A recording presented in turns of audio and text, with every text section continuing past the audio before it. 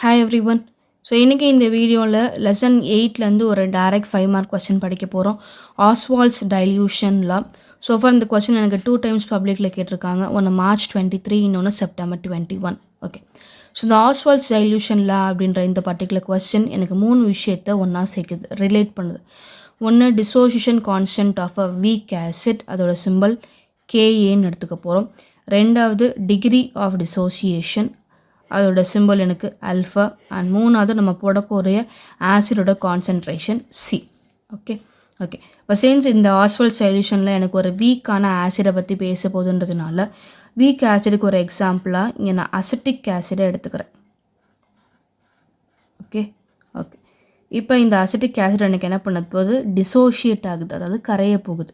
இப்போ அது கரைஞ்சா எனக்கு 2 அயான்ஸாக பிரியும். ஒன்று CH3COO மைனஸ், ரெண்டாவது H+. ஓகே, ஆஸ்வால்ட்ஸ் சொல்யூஷன்றது ஒரு வீக் ஆசிடை பற்றி பேசக்கூடிய டெரிவேஷன் தான் இது. ஸோ வீக் ஆசிடுக்கு ஒரு எக்ஸாம்பிளாக அசிட்டிக் ஆசிட் எடுத்திருக்கேன். இது எனக்கு டிசோஷியேட் ஆகுது, அதாவது கரையுது. கரைஞ்சால் 2 அயான்ஸாக பிரியும், ப்ளஸ் அண்ட் மைனஸாக பிரிஞ்சிடும். ஓகே, இப்போ இதுக்கு நான் என்ன பண்ண போகிறேன், முதல்ல KA எழுதலாம். எப்பயுமே ஒரு கான்ஸ்டன்ட் எழுதும்போது என்ன பண்ணணும், ப்ராடக்ட் டிவைடட் பை ரியாக்டன்ட்னு தான் எழுதுகிறோம். அப்போ KAவோட ஃபார்முலா இஸ் ஈக்குவல் டு கான்சன்ட்ரேஷனோட சிம்பிள் தான் square bracket, concentration of CH3COO minus into concentration of H+ the whole divided by concentration of CH3COOH. நீங்கள் என்ன கான்ஸ்டன்ட் எடுத்துக்கிட்டாலும் சரி அதோட ஆன்சர் ப்ராடக்ட் டிவைடட் பை ரியாக்டண்ட்டாக தான் இருக்கணும். ஓகே, ஸோ KAக்கு நான் ஒரு வேல்யூ கண்டுபிடிச்சி வச்சுட்டு தென் கோ ஃபார் ஆல்ஃபா. ஓகே, அப்போ ஆல்ஃபானா என்ன, இப்போ சப்போஸ் நீங்கள் ஒரு 10 அசிட்டிக் ஆசிட் மாலிகுல்ஸ் எடுத்துருக்கலாம். 10 மோல்ஸ் நீங்கள் எடுத்திருப்பீங்க.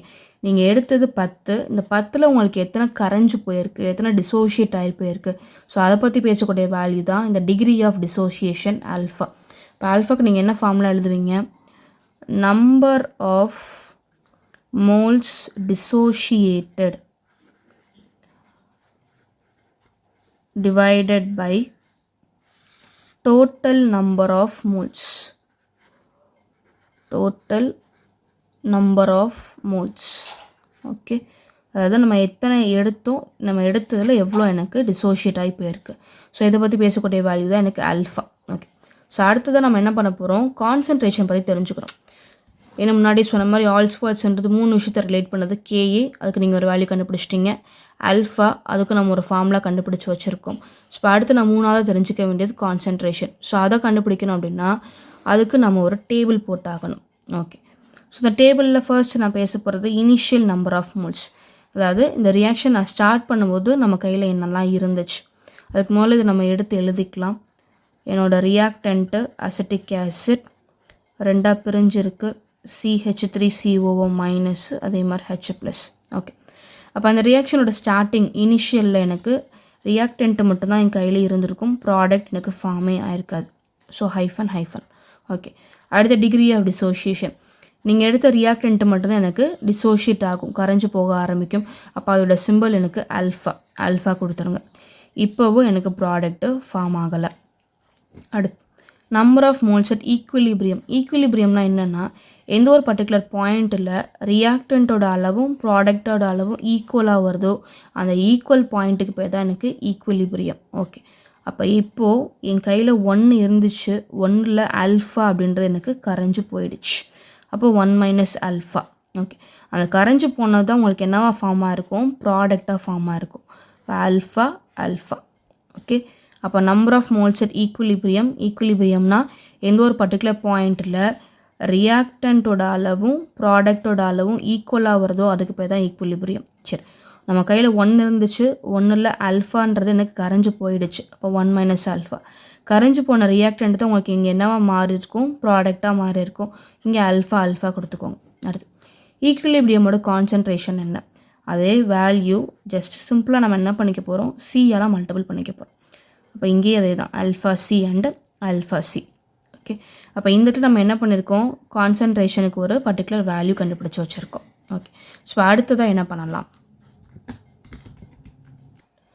ஸோ அடுத்ததாக நம்ம கண்டுபிடிச்சிக்க அந்த கான்சன்ட்ரேஷனோட அளவை நான் என்ன பண்ணுறேன், இந்த KA அப்படின்ற ஃபார்முலா நான் சப்ஸ்டியூட் பண்ண போகிறேன். So KA is equal to okay. So இங்கே நம்ம அசிட்டேட் அயான் CH3COO மைனஸ்க்கு நம்ம கண்டுபிடிச்ச value alpha C.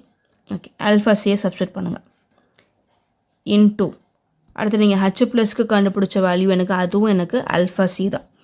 So alpha C divided by concentration of acetic acid, அதுக்கு நம்ம இங்கே கண்டுபிடிச்ச value 1 minus alpha into C.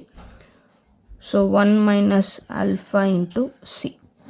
Okay, so இதை நீங்கள் மல்டிபிள் பண்ணிக்கலாம். மல்டிபிள் பண்ணனா இது எனக்கு ஆல்ஃபா ஸ்கொயர்னு ஆயிரும், இதை மல்டிபிள் பண்ணால் எனக்கு C ஸ்கொயர்னு ஆயிரும் divided by 1 minus alpha into C. Okay, so இப்போ இங்கே ஒரே மாதிரி இருக்கக்கூடிய சிஏயும் சிஏ நான் என்ன பண்ணிடலாம், கேன்சல் பண்ணிடலாம். ஸோ ரிமைனிங் உங்களுக்கு என்ன இருக்கும் அப்படின்னா ஆல்ஃபா ஸ்கொயர், இங்கே ஒரு C எனக்கு பேலன்ஸ் இருக்கும் divided by 1 minus alpha. Okay, so முன்னாடியே சொன்ன மாதிரி இந்த 1 மைனஸ் ஆல்ஃபா அப்படின்றது எனக்கு டிகிரி ஆஃப் டிசோசியேஷன் பற்றி தான் பேசுது. அசிட்டிக் ஆசிடோட டிகிரி ஆஃப் டிசோசியேஷன் பற்றி பேசக்கூடிய வேல்யூ தான் எனக்கு 1 மைனஸ் ஆல்ஃபா. ஓகே, இப்போ இங்கே என்ன சொல்ல வராங்க, நம்ம எடுத்திருக்கதே ஒரு வீக்கான ஆசிட் தான். ஒரு ஸ்ட்ராங் ஆசிடாக இருந்தால் அது டக்குன்னு எனக்கு டிசோஷியேட் ஆகி எனக்கு தேவையான H ப்ளஸ்ஸை கொடுத்துரும்.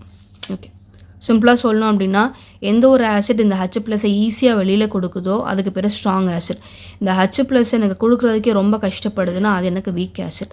ஆனால் இங்கே நம்ம எடுத்துருக்கதும் அசிட்டிக் ஆசிட் தான். அப்போ இது எனக்கு H ப்ளஸ்ஸை பிரிஞ்சு வர்றதுக்கே எனக்கு ரொம்ப கஷ்டப்படும். அப்போ ஒரு வீக் ஆசிட் அந்தளவுக்கு ஈஸியாக H ப்ளஸ்ஸை வெளியில் கொடுத்துறாது. அதனால இந்த 1 மைனஸ் ஆல்ஃபாவை நம்ம என்னென்னு வச்சுக்கலாம்னா it is equal to approximately equal to 1 வச்சுக்கலாம். ஏன்னா வீக் ஆசிட்ன்றதுனால அது அந்தளவுக்கு ஈஸியாக டிசோஷியேட் ஆகாது. இப்போ நீங்கள் போட்ட அந்த 1 மோல் அப்படின்றது எனக்கு அப்படியே தான் இருக்கும் அப்படின்னு சொல்ல வரான். ஸோ இந்த ஃபார்மில் உங்களுக்கு எப்படி மாறும், அப்போ KA is equal to alpha square சின்னு மாறிடும். ஏன்னா இதுக்கு மேலே நீங்கள் 1 வச்சுட்டிங்க அப்படின்னா மேலே இருக்க இந்த வேல்யூ மட்டும்தான் இருக்கும். அப்போ KAவோட value alpha square C. Okay, இப்போ KAக்கு நான் ஒரு வேல்யூ கண்டுபிடிச்சிட்டேன். அடுத்து என்ன பண்ணலாம், ஆசிட் அப்படின்னாலே அதோட சிம்பிள் எனக்கு H ப்ளஸ் தான். சரி, அப்போ அங்கே H ப்ளஸ்க்கு இங்கே நம்ம என்ன கண்டுபிடிச்சிருக்கோம், ஆல்ஃபா Cன்னு கண்டுபிடிச்சிருக்கோம். ஓகே, ஸோ இந்த ஆல்ஃபா C. ஓகே, ஸோ இங்கே எனக்கு ஆல்ஃபாவோட வேல்யூ எனக்கு தெரியணும். அப்போ அதை நம்ம இங்கேருந்து டிரைவ் பண்ணி கொண்டு வந்துடலாம். அப்போ எனக்கு தேவை ஆல்ஃபா மட்டும்தான். அப்போ ஆல்ஃபா ஸ்கொயர் வச்சுக்கோங்க, சியை இங்கே ஆப்போசிட்டில் கொண்டு போயிருங்க. சி இங்கே மல்டிப்ளிகேஷனில் இருக்குது, ஸோ ஆப்போசிட்டில் கொண்டு போனால் எனக்கு டிவிஷன் ஆகிடும். எனக்கு தேவை ஒரு ஆல்ஃபா தான். அப்போ ஆல்ஃபாவை மட்டும் வச்சுட்டு இந்த ஸ்கொயர் என்ன பண்ணுங்க, ஆப்போசிட்டாக கொண்டு போயிருங்க. அப்போ அது எனக்கு ரூட்டாக கன்வெர்ட் ஆகிடும். Alpha is equal to root of KA by C. Okay, இது என்னோடய ஆல்ஃபாவோட வேல்யூ. இதே என்ன பண்ணுறேன், இப்போ H ப்ளஸ் இடத்துல சப்ஸ்டியூட் பண்ணுறேன். அப்போ H plus is equal to ஆல்ஃபாவோட value root of KA divided by C. Already எனக்கு இங்கே ஒரு C இருக்குது, அப்போ இன்ட்டு C. இப்போ அடுத்து என்ன பண்ணுறேன், இந்த சியும் நான் என்ன பண்ணுறேன் ஸ்கொயர் ரூட்டுக்குள்ளே கொண்டு வரணும். அப்போ go for cross multiplication. KA இதை நான் க்ராஸாக மல்டிபிள் பண்ணுறேன். அப்போ எனக்கு C ஸ்கொயர்னு ஆகும் டிவைடட் பை C. சரி, இப்போ என்ன பண்ணலாம், காமனாக இருக்குது, இதை நம்ம கேன்சல் பண்ணிடலாம். அப்போ ரிமைனிங் என் கையில் இருக்குது ரூட் ஆஃப் KA, இங்கே ஒரு C மட்டும் கையில் இருக்கும், KA இன்ட்டு C. அப்போ இதுதான் H ப்ளஸோட ஃபைனல் வேல்யூ. ஸோ நான் ஸ்டார்டிங்கில் சொன்ன மாதிரி ஆஸ்வால்ட் சொல்யூஷன்ன்றது 3 விஷயத்தை ரிலேட் பண்ணுதுன்னு சொன்னேன். KA, இன்னொன்று ஆல்ஃபா, இன்னொன்று C. மூணுக்குமே இங்கே நம்ம என்ன பண்ணியிருக்கோம், பர்டிகுலர் வேல்யூவை கண்டுபிடிச்சிருக்கோம். KAவோட வேல்யூ ஆல்ஃபா ஸ்கொயர் C, ஆல்ஃபாக்கு ஒரு வேல்யூ கண்டுபிடிச்சிருக்கோம் root of KA by C. And concentration of the weak ஆசிடோட சிம்பிள் எனக்கு H ப்ளஸ். அப்போ அதுக்கு நம்ம ஒரு value root of KA into Cன்னு கண்டுபிடிச்சிருக்கோம். ஓகே, சப்போஸ் இதே மாதிரி கொஸ்டின் எனக்கு ஒரு வீக் பேஸுக்கு எழுதுங்க அப்படின்னு கேட்டால் என்ன பண்ணணும். ஸோ வீக் பேஸ் ரொம்ப சிம்பிள் தான். இங்கே எங்கெல்லாம் K போட்டிருக்கீங்களோ அதெல்லாம் ஜஸ்ட் என்னவா மாற்றிக்கோங்க, Bன்னு மாற்றிக்கோங்க. அப்போ KB is equal to alpha square C. அடுத்த ஆல்ஃபாவோட வேல்யூ ரூட் ஆஃப் இங்கே KAன்னு இருக்குது, அது KBன்னு மாற்றிக்கோங்க, KB டிவைடட் பை C. அடுத்து H ப்ளஸ்ன்றது ஆசிடோட சிம்பிள், அதை நம்ம இங்கே OH மைனஸ்ன்னு மாற்றிக்கலாம். OH minus is equal to root of இங்கே கேஏசின்னு இருக்குது, அதை நம்ம இங்கே கேபிசின்னு மாற்றிக்கலாம். Okay, so Ostwald dilution law எப்படி நம்மளால் ஒரு வீக் ஆசிடுக்கு எழுத முடியுதோ அதே மாதிரி நம்மளால் ஒரு வீக் பேஸுக்கும் எழுத முடியும். ஓகே, ஸோ ஹோப் இந்த கொஸ்டின் ஒரு டைரக்ட் 5 மார்க் கொஸ்டின் உங்கள் எல்லாருக்குமே புரிஞ்சிருக்கும்னு நினைக்கிறேன். ஸோ புரிஞ்சவங்க உங்களோட ஃப்ரெண்ட்ஸுக்கும் இதை ஷேர் பண்ணி விடுங்க. இன்னும் இதே மாதிரி நிறைய கொஸ்டின்ஸ் லேர்ன் பண்ணணும், கெமிஸ்ட்ரி சம்மந்தமான கொஸ்டின்ஸ் லேர்ன் பண்ணணும் அப்படின்னா நம்மளோட சேனலை கண்டினியூஸாக ஃபாலோ பண்ணுங்கள் அண்ட் சப்ஸ்கிரைப் பண்ணிக்கோங்க. தேங்க்யூ.